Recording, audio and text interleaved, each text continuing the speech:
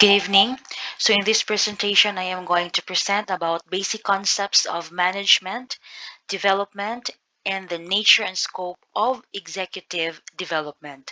So let me start with a question. What will going to happen in an organization when there is a lack of management or poor management? Okay, so in this presentation, we will further learn the importance of management, why development is needed, and why do we need to capacitate potential executives. And we will also present the process of executive development. Okay, so let us start with the definition of management. So, it is a process of administering and controlling the affairs of the organization, attaining organizational goals in an efficient and effective manner. Okay, so this word must come together in management, no? Efficient and effective. So, as we know, effective is doing the right thing, while efficient is doing things right. So, how are this can be applied in management? Okay, so effective management ensure to complete the task following the right procedure, while the efficient management maximize the available time and resources to develop quality products. So the efficient team use a systematic approach when doing the task to minimize wastage, while the effective team are more result focused. Okay, so another definition, it is concerned with the optimally using the 5 M's: the man, machine, material, money, and methods. And this is only possible when there is a proper direction, because there could be chaos, there could be conflict, no? So there this could be possible, no, when there is proper direction, coordination, and integration of the processes and activities to achieve the desired result. Okay. Okay, now we go to further understand management. We will know the characteristics of management. So it is universal, goal-oriented, continuous process, multidimensional, group activity, dynamic function, and intangible force. Okay, so we'll understand these characteristics. Okay, so that is characteristics of management is universal. So all organizations, whether it is a profit making or not, they require management for managing their activities. So may it be a small scale business, foreign or local, including even the foundations, all organizations has management, and all organization cannot thrive well without management. Okay, so next characteristics is goal oriented. Every organization is set up with a predetermined objective. Management helps in reaching those goals timely and smoothly. So upon establishing an organization, objectives are then defined, and management should be there in realizing the objective or the goals. It is also a continuous process. So it is an ongoing process which tends to persist as long as the organization exists. Okay, so as long as there is an organization which are driven to reach their objective, so management persists as long as the organization exists. So it is a continuous process. Okay, next is the multidimensional.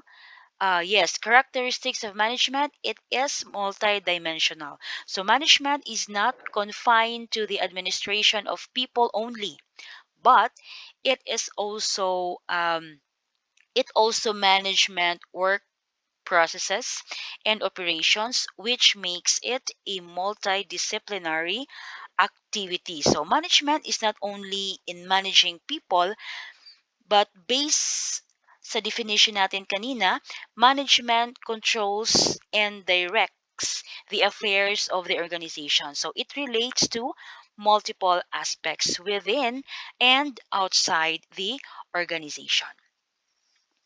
Next is it is a group activity. So every person joins the organization with a different motive, but after becoming a part of the organization, they work for achieving the same goal. Okay, so imagine a group of people working together with no proper management. So there could be confusion, no, on whose idea or decision should prevail. Okay, so next is it is a dynamic function. So an organization exists in a business environment that has various factors like social, political, legal, technological, and economic. Okay, so since these factors will really change constantly, so the management must be very vigilant not to cope with the changes as it affects the other factors in the organization. Okay. Next is it is intangible. So management can neither be seen nor touched, but one can feel its existence. So in the way the organization functions. So that is the characteristics of management. Next, we go to the levels of management. So we have here top level management, middle level management, and the lower level management. So let's understand them on the next slide. Okay, so the top level management, so this includes the board of directors and chief executives. So they are responsible for defining the objectives, formulating plans, strategies, and policies. Okay, so the top level management is responsible for setting the overall direction of the organization. Next is the middle level management. So it is the second and most important level in the corporate ladder. So as it creates a link between the top and the lower level management. So it includes departmental and division heads and managers who are responsible for implementing and controlling plans and strategies which are formulated by the top executives. So, examples here the division manager, department head, plant manager, and regional directors. Next, we have the lower level management, also called as functional or operational level management. So it includes the first line managers, the foreman, supervisors. So as the lower level management directly interacts with the workers. So it plays a crucial role in an organization because it helps in reducing wastage and idle time of the workers, so improving the quality and quantity of the output. So the managers at the lower level are concerned with the execution and coordination of the day-to-day workflow. Okay, so we go to the functions of management. We have the planning, organizing, staffing, directing, and controlling. Okay, so the function of management of planning, it is the first and foremost function of the management. So it encompasses formulating policies, establishing targets, scheduling actions, and so on. Another function is organizing. Organize the activities and resources as in identifying the task, classifying the task, assigning duties to subordinates, and allocating the resources. Next is staffing. It is to ensure that the right person is appointed to the right job. We have here the directing. Okay, it is the task of the manager to guide, supervise, lead, and motivate the subordinates to ensure that they work in the right direction. Controlling this involves establishing performance standards and comparing them with the actual performance. So in case any variations, necessary steps are to be taken for its correction. So let's not dwell so much on this because this has been explained no by the previous presenters. Okay, so we go to the development. So the word development is widely used to refer to the specified state of advancement or growth. So it could also be used to describe a new and advanced idea or product or an event that constitutes a new stage under changing circumstances. So generally, the term development describes a good change. Okay, so progressive increase in skill and ability to function. Okay, it is advancement of a simple to advanced stage of complexity in the individual capacity. So as the quote goes, when you become stagnant and aren't improving by the day, you are only moving towards your failure. So we are here taking steps towards making changes, no, to develop our professional life through studying. Okay, so there are three ways that the term development is used. So it is development as a vision. So the term is used to describe how desirable an outcome can become. Okay, so what it can become. So it is a vision. Next is development as a historical processes. Okay, so this refers to the social change that occurs over extended periods of time due to inevitable processes.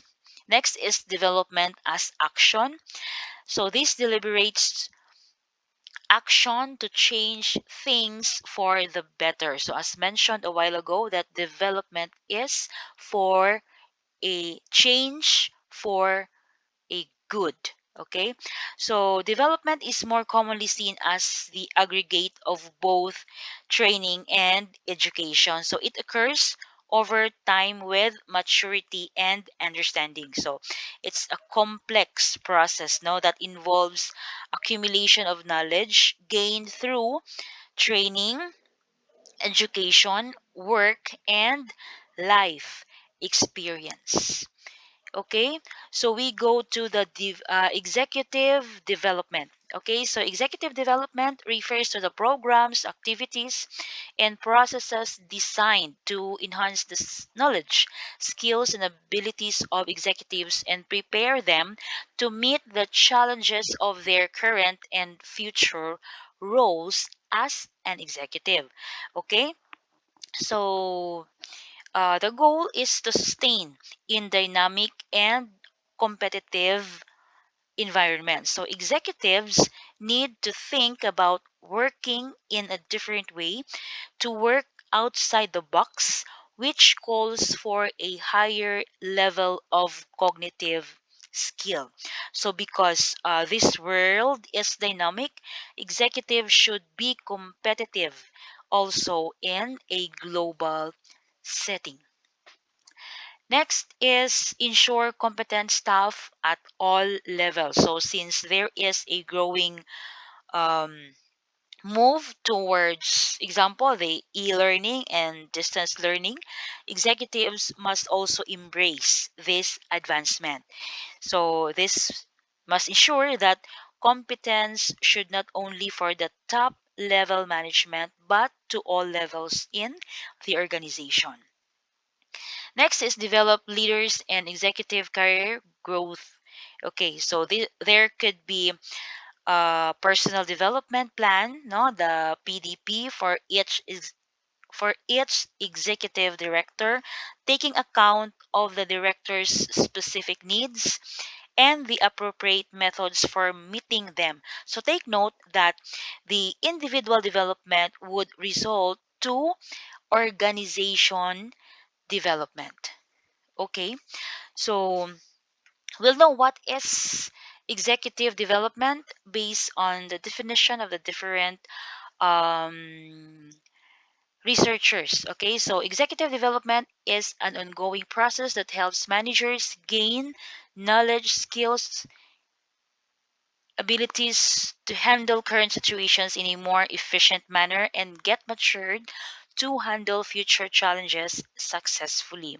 According to Peter Drucker, he says that an institution that cannot produce its own managers will die.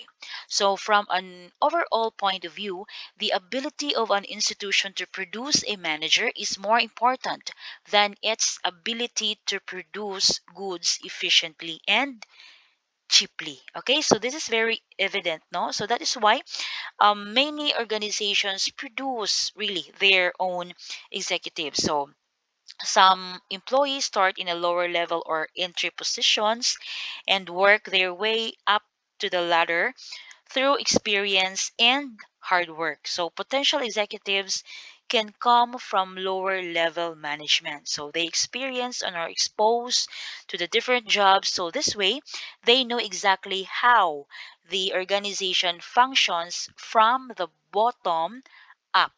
Okay. Next, we have, according to Flippo, executive development includes the process by which managers and executives acquire not only skills and competency in their present job, but also capabilities for the future managerial task of increasing difficulty and scope. Okay, so according also to Johnson and Sorcher, management development focuses on developing in a systematic manner. So that is why we have steps, no, later. The knowledge base, attitudes, basic skills, interpersonal skills, technical skills of the managerial cadre.